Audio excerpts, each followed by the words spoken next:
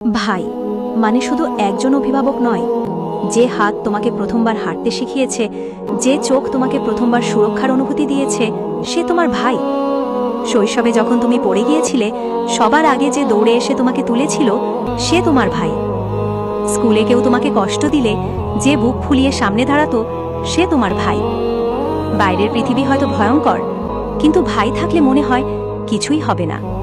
ভাই তো আছেই। ভাই কখনো প্রকাশ করে না, কিন্তু সে তোমার জন্য নিজের আনন্দ ত্যাগ করে, নিজের কষ্ট গোপন করে।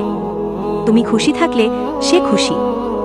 সময় যতই পেরিয়ে যাক, বয়স যতই বাড়ুক, ভাই সবসময় তোমার অভিভাবকই থেকে যায়।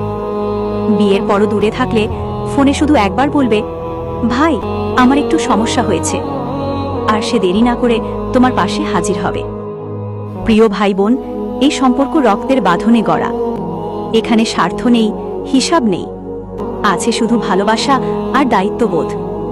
যতদিন ভাই বেঁচে আছে, ততদিন তোমার জীবনে একজন নীরব অভিভাবক রয়েছে, যে সবসময় তোমার পেছনে পাহাড় হয়ে দাঁড়িয়ে রয়েছে।